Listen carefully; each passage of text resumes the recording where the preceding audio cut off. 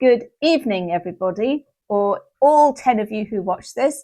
So I've just come back from a theme park that I think a lot of people haven't been to and maybe haven't heard of, which is Gold Reef City, located in Johannesburg, which is in South Africa.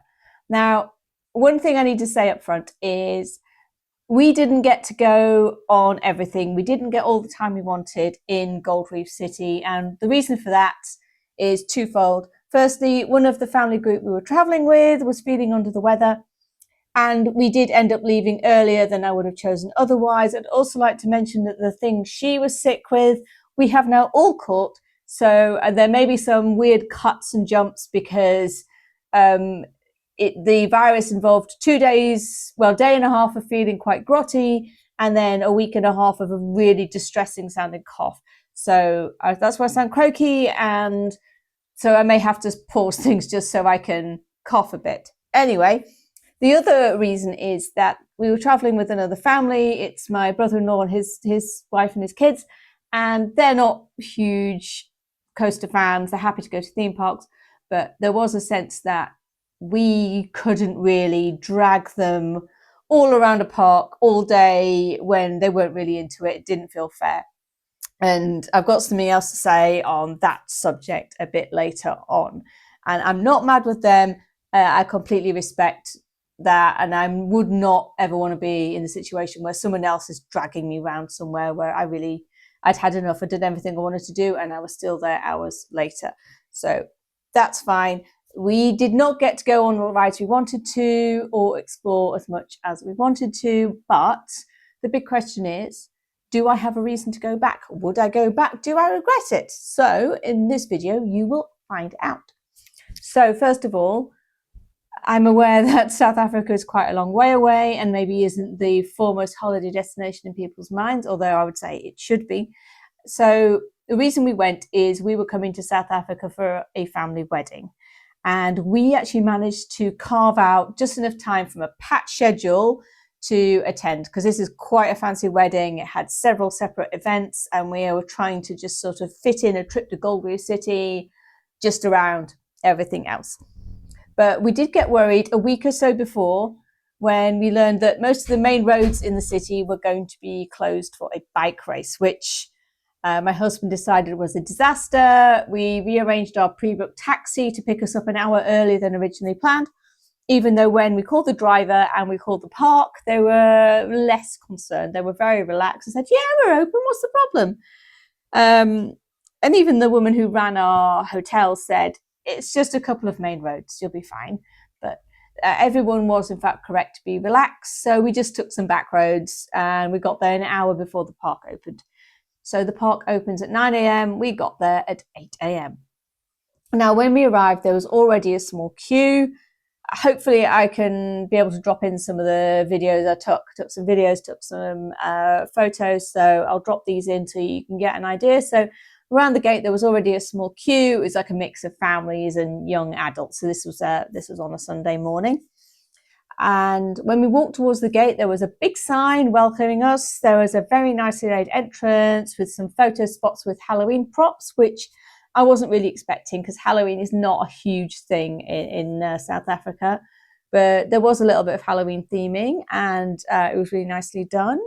There was a big chunk of mining equipment. I will explain why in a second. There was flower beds and some stalls that would have been selling things like snacks and ice cream, but they do not open before the park opens. So if you're planning on rope dropping Gold Reef City, one of my first suggestions is have your breakfast beforehand and a coffee if that's what you want. Now, the reason for the mining equipment is that Gold Reef City actually grew up around an old gold mine in Johannesburg. Now, gold is the reason the city exists. And when extracting gold from this particular mine became uneconomical, this attraction was built along with a hotel and casino. It's not just a theme park. They have a whole museum about the history of gold mining in the area. There's also a apartheid museum as well, just to kind of contribute to the general sort of history of Johannesburg and not just be a tourist trap. You know, they are actually trying to contribute and have some useful educational features there. They've got recreations of miners' cottages and there's some reenactments and other things going on. So that's the reason the park exists. Now, about 15 minutes before the park opening time, some staff members turned up, and they were on stilts. They were wearing gold costumes head to foot, and they had megaphones, and they were telling the growing crowd what to do. So the process goes like this, and they were very clear about what they expected people to do, and people actually did it. So one person remains in the line to pick up wristbands, and everybody else are directed to wait out of the way, which reduced the queue enormously. And it was a really good idea. So it stopped any kind of chaotic throng that you'd probably expect in a situation like that. So as well as that, I keep getting hair in my mouth. Some musicians also turned up along with their mascot, who is Digger Joe. He's a big kind of plush gold miner. And so the musicians started. Digger Joe was there for some photo opportunities, and it really tried to get the crowd buzzing and in the mood for the visit. So the wristbands allow re-entry to the park. You don't scan them when you go in, you scan them when you leave. And the tickets cost 295 Rand, which at the time was about 12 to 13 pounds each. Now, at the gate, you get your bag search, which that's pretty normal. You are not allowed to bring your own food into the park, which is a problem for me because I had brought some biltong and that got confiscated. You would also like to note that if this affects you, you might want to know that if you bring your gun, you have to put it in the weapons locker, which we didn't have any of those. So prior to walking through the turnstiles, I wasn't anticipating something a bit shabby, a bit down at heel. And we'd heard some negative things about this park from locals in Joburg. They said it was rough. They said it was dodgy. People were rude. They were pushy, and the park was just seedy, disreputable, that kind of thing. So I was fully prepared for that. I mean, I'd seen pictures and it didn't look that bad, but people were saying this, so that was definitely the forefront of my mind. But this park is delightful. It is well cared for. It's clean. It's tidy. It has loads of staff everywhere. They're constantly tidying. They're maintaining what we see. And yeah, some bits need freshening up, but it's not a seasonal park. It's open all year round. But nothing was broken. There was nothing. It was grimy and everything worked. So there are definitely Merlin parks in much worse condition than this. They've got lawns, they've got ponds, streams, fountains, flower beds, lots of trees for lots of shade, and places to sit. The park has plenty of food outlets. So you get the usual theme park fare. There's burgers, hot dogs, chicken nuggets, hot cold drinks, that kind of thing. But they also sell regional specialities, like you get millipap, which is like this cornmeal porridge thing. You get boerewors, koeksusters, which is obviously that's a lot more regional than something you get in, say, a park in Europe. It's got, the usual midway attractions, the kind of thing you'd win with probably huge soft toy, and several outlets that sold ride merch, which I wasn't really expecting. There was also, they've got some independent shops that sell locally designed clothing, crafts, souvenirs. Toilets were plentiful, and everyone I went into was immaculate. I mean, are you expecting that Tower of Terror the theme park at the busiest time of day to smell like they go up? No, I don't think so. Now, I wasn't, and I went to Chessington yesterday, and I can assure you that the toilets did not smell like angel's wings. I mean, they were fine, but but that's what I got. They were beautiful, actually. Not even Paultons could compete with these bogs. They were delightful. I have been singing the praises of the toilets of South Africa since we got back, to anyone who cares to listen. Now, one major disadvantage I noticed straight away was there's no app showing things like queue times, if there are events, anything like that. So there isn't any way to see how long a ride's queue is going to be other than simply looking and trying to gauge how long it's likely to be. Now, that's fine. Now, most queues are visible from the outside, but it's something that I'm used to, and I kind of noticed its absence. Now, the park was quiet on the day we attended, at least in the morning. This was a Sunday. So I think this was a combination of the road closures due to the bike race, and what we learned was that locals on Sunday tend to pile into the park after church. So it starts to get busy just after lunchtime. That's definitely what we saw. So rides, right. So as I said, we did not get to go on all the rides at Gold Reef City, and I've already explained the reasons why, but we did have a priority, and that priority was Anaconda. So we ran straight there. It is the most popular ride in the park by miles. It gets a really long line, and we went there straight from the park entrance, and I think we only waited about 5 minutes. We were on the third train of the day. So the queue runs underground past some dynamic lighting. It's got theming to get you in the mood. It's got some sound effects. Now, Anaconda is one of only 3 roller coasters built by Giovanola, and it's an inverted looping coaster. And unlike a lot of inverted looping coasters like the Vekoma version, I'd heard that this is legendarily smooth. Now, the ride operations were really good. They were very efficient. Now, you leave your bag by the side of the ride. They didn't have cubbies or shelves or anything like that. And they only had one train in service because it was quiet. There was a slight issue, which is the loading station does not have a raised floor like Nemesis does, for example. So it is quite a long way from the ground to your seat. So you do have to clamber up a little bit, which was a bit undignified. Some people more than others. And I'd say that's probably an accessibility problem as well. I don't know if the ride operators are able to help you on if you have difficulty.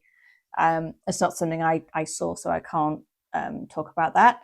Now, so we pulled down over shoulder restraints. They're hard. And I thought, okay, well, usually with these, what I'll do is lean forward so my shoulders rest against it, which is something you can do in order to prevent this kind of head banging.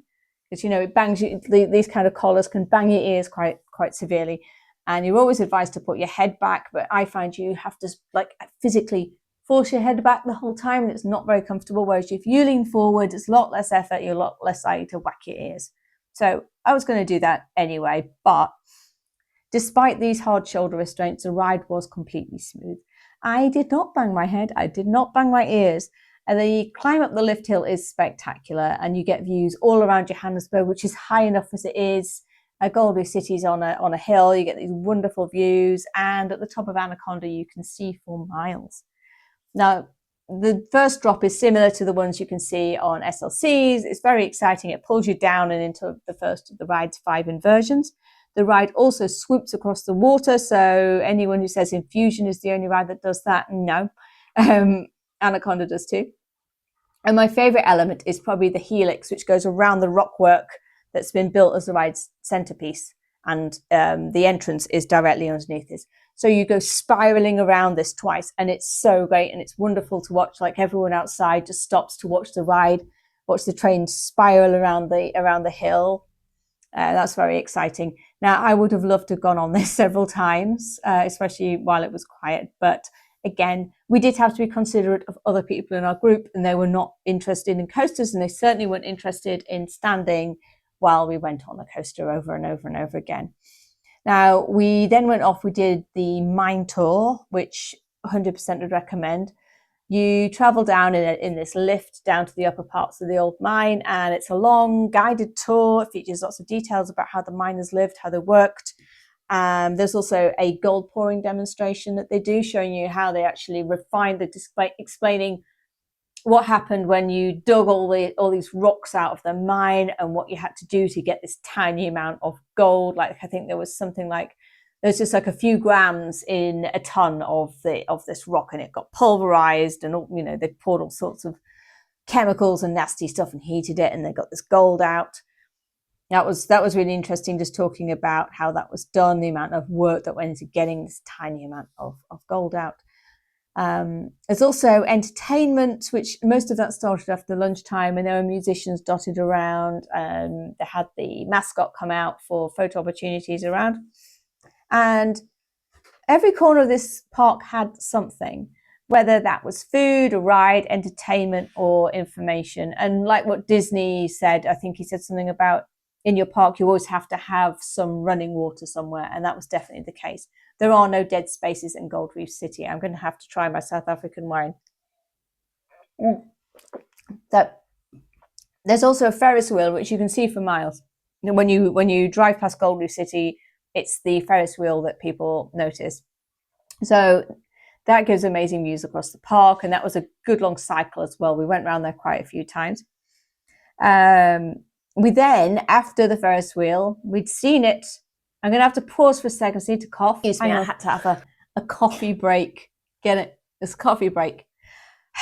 Anyway, now the next ride we went on, which you're going to be saying, oh God, why did you do that? Why did you bother going on that? What a waste of time. And no, it wasn't. We went on the Wacky Worm. So hopefully this is visible. We went on Shongolulu, which is the Wacky Worm there, apparently an unknown manufacturer. So Shongolulu it's a Zulu term. It refers to a giant millipede. And I always appreciate how wacky worms the world over. I mean, wacky worms, no matter where you go in the world, there's probably a wacky worm somewhere. And people tend to name them according to whatever the local equivalent of a worm is. And I just find that really cute. And I'd actually never ridden a wacky worm. So now I have. And I had to buy this when I discovered that all of the rides at Gold Reef City have merch. It's mostly just t-shirts and quite lightweight hoodies. But I was so excited to see that they've got merch of their wacky worm. And yes, I bought this. It's a children's size 11 to 12, and the lady in the stall, she was actually nice enough not to criticize me or say anything other than, you know what, you do you, whatever brings you joy, which I appreciated. I think this was about £6. I also got a t-shirt for Anaconda as well, obviously. And one thing to note about Shongolulu is adults are not permitted to ride it by themselves. So if you are in Gold Reef City and you're a grown-up and you want the cred, you do need a child to ride with. So fortunately, I did have a selection of children to ride with, but I think that might be why it counts as a rare credit on Coast Account, because, you know, you don't necessarily have access to a handy child. We also, from there, went on the fun train, which we'd sort of jumped on it. I saw it coming to the station, and it's quite close to Shongolulu. And I said, oh, let's go on the train. I always love going on the train. And so we all jumped on, and it's quite unexpected. So it's just kind of a normal train for the most part, but it does go through some themed tunnels. So there's a really effective trommel, which has lighting and sound effects, and it really feels like you're spinning through a rock tunnel, like you're actually digging the mine shaft or something. So that was really exciting. And another tunnel featured smaller versions of various iconic buildings in and around Johannesburg. And there were a couple of other themed areas that the ride took you through, like big sort of fiberglass animals, that sort of thing. So that was a really fun surprise. One disadvantage of the tunnels was that we all really got a nice hefty dose of diesel from the engine, but you know, other than that, that was great, and that happens everywhere. The younger kids also went on some of the flats. So there's a vintage car ride that interacts with Josie Express, which I'll get onto in a second. There were a lot of little kids rides, flat rides. There was a great deal of stuff for basically everybody, and they didn't feel like there was a group of people that had been left out. So there were rides for tiny babies, there were rides for younger kids and kids who didn't want to go on the coasters, and obviously the coasters as well, and some more thrilling flat rides. So the other coaster we went on was the Josie Express, which is apparently a second-hand Zero model, and it was bought from a defunct park in Japan. Now, I really liked the layout of this coaster. It was very varied, it was thrilling, it was fun, it was not in tip-top condition. We were sitting on wheel seats, and there was quite a lot of vibration. But I got a real sense of speed on the drops. Someone else has the virus as well. And the turns really throw you around. And this was, again, on one train. And we probably waited about 15 minutes for this one. So, yeah, as I was saying, there are basically two kids areas. There's a little kids area and a bigger kids area. And these have a big variety of flat rides. There's a crazy bus, there's a couple of carousels, and there's some more thrilling rides as well. There's a waltzer. What's it called? What's that widdly one called, Judy? Breakdance, something like that. They all got breakdance. So we had some snacks while we were there. So we had ice cream, we had candy floss, and for lunch we had millipap with the boerewors and what they described as meat. It's extra for named meat. So this is a big slice of joking. It was beef. They're a big slice of beef, and because of the exchange rate, it worked really well for us. It probably sucks to be South African at the moment. That slap up lunch cost us about £3 for everything. So that was the two servings of the millipap and the boerewors and a Coke and like Coke Zero and everything else. It was about £3. Now, after lunch, we did realise that we were going to have to leave. We did have these family commitments that day, and we were already trying the patience of everybody else. So it was me, my husband, and my daughter. We're all going, oh, we want to go on Golden Loop. We want to do this. We want to do that. We want to go on Tower of Terror, but we didn't want to go first thing in the morning. And we realised that the rest of our family were looking at us going, oh, we have to go now. We've got other stuff to do. And my niece was feeling increasingly under the weather. And this turned out to be bronchitis. And it was nice of her, very considerate of her, to then give it to everybody else, which is why I sound like this and why I'm having to cut because I need to cough. I'm much better, but yeah, it wasn't great. So that did suck. And I'm not mad with her. She couldn't help it. So we did not get to go on Tower of Terror, which isn't what you're thinking. This is an enigmatic dive coaster, which was supposedly built by Giovanola, and Golden Loop, which was a shame. I was all ready to go down there, and everyone's like, no, that's it. We've reached our limit. And we were going to hop on the Runaway Mine Train, which is the powered coaster, but unfortunately that did break down. It was back up again before we left, but then it was too late. And that was annoying, but that was the first ride breakdown we'd seen. And I know that can happen in any park. People throw up, people break stuff. It happens all the time. So Golden Loop is one of the few remaining Schwarzkopf shuttle loopers. And it does look great, but we've kind of been on similar things. But Tower of Terror, that really, I felt that was really annoying. And I'm really annoyed I didn't go on that straight away. So the layout itself looks almost identical to Oblivion. So the ride duration is a little bit shorter, but instead of a lift hill, you actually go up in a literal lift. So the ride vehicle sort of goes up in a proper little lift, which is cute. And you then plummet down what used to be one of the old mine shafts. So it sounds insane. It's got the highest Gs of any roller coaster in the world. But in the context of the park, when you're actually there, the Tower of Terror makes perfect sense. It's not just a random coaster that popped out of nowhere and someone said, oh, let's do this, it'll be crazy. It's genuinely makes sense, because what we learned on the tour was that gold miners, because the lowest parts of the mine were 3,000 meters down, the lift actually was a free fall drop most of the way. So that otherwise it would have taken hours to get down there. So the ride itself makes perfect sense in the context of Gold Reef City and the history of Johannesburg. And I didn't know that before. I didn't realize once you're there and you go, oh, right, it makes sense, because it's right next to where all the old lifting equipment was for the actual lift itself. It makes perfect sense. It does look a little bit ropey. I'm not saying it's unsafe. It absolutely is fine. It just looks like it's been really rough.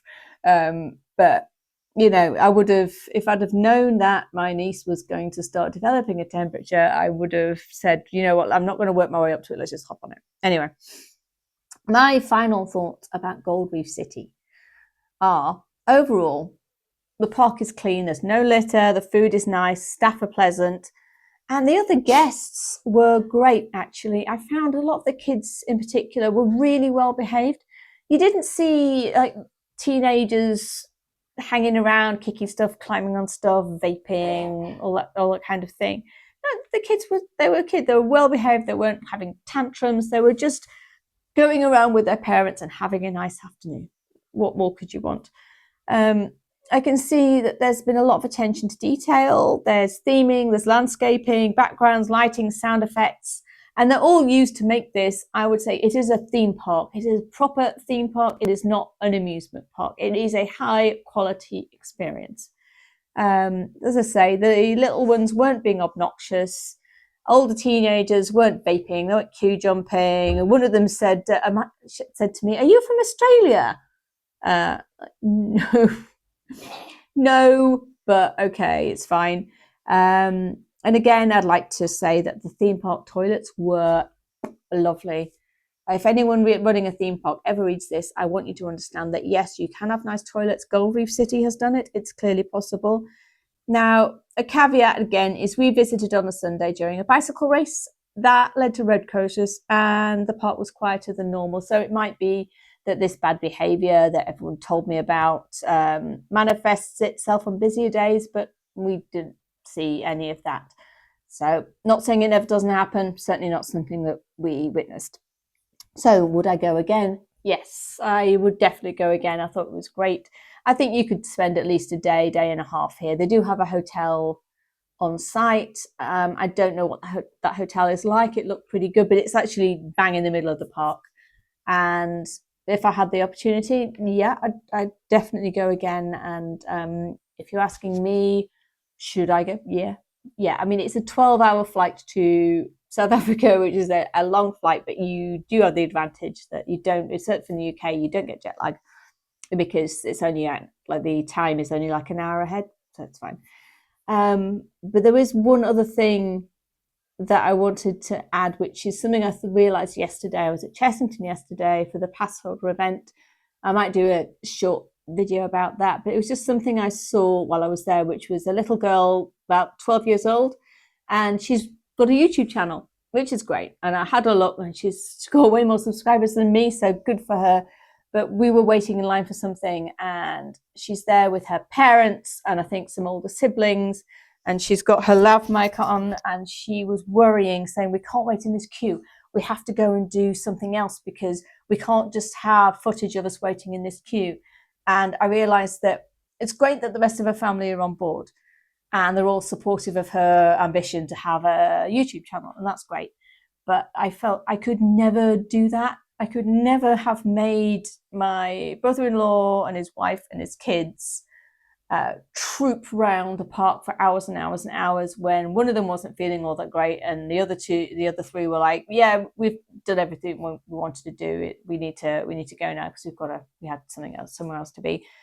And I felt I could never do that. And this girl yesterday, I thought to myself, I feel sorry for her because I'm here by myself because I'm an adult, and I'm here to just wander around and go on some rides, and I would never want to feel that pressure. So if you're ever wondering why I don't have more footage and more, like, I do have a GoPro, but more film of everywhere I go and the things I talk about, one of the reasons is partly laziness, and also partly I know you need to film a lot of footage in order to cut together even a few minutes. I know it takes a lot, and I know it takes a lot of work, and I would rather spend my time at theme parks doing theme park stuff rather than walking around and filming. And that might change, especially if I were to get some better equipment or something like that, maybe that would change. But I also feel like there's so many other people, other creators making YouTube content, and they have a better camera, they know what they're doing. And I feel if that's what you want, and you don't just want to hear my ramblings, then those are all already there for you. And I can't compete. I'm just not that good.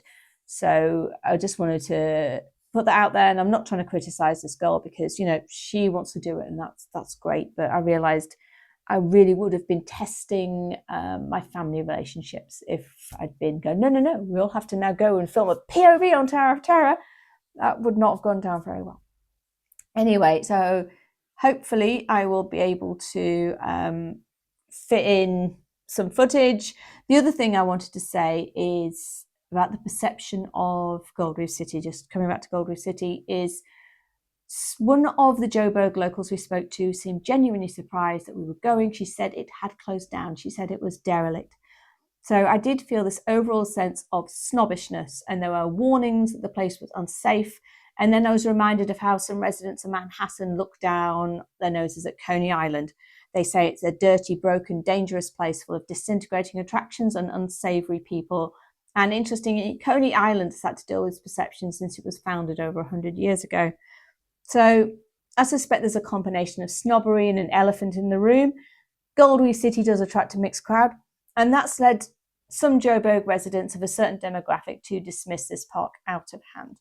Now, if I went again, which I hope I do go again, I'd like to see a little bit more investment into the attractions. So what I'd like is like a full overhaul of Josie Express. Maybe even working one of the big Chinese manufacturers like Jinma Rides and try and replace it with a newer family thrill coaster. But probably my number one change would be just a way to show the expected queue time at ride entrances so guests know how long of a wait they're likely to have. So Portland's Park has these small signs and some queue lines showing how much longer there is to go, which is very low tech but very effective. And I remember seeing signs like that in Alton Towers in the 80s and 90s. So again, I hope this was useful. And again, if you were thinking, I would like to go to South Africa, I'm put off by the length of the flight, it's not too bad. If you can, you should, and it's absolutely worth it. And that's all for me. And I hope you have a lovely evening or whatever time of day it is. Goodbye. I'm going to clap.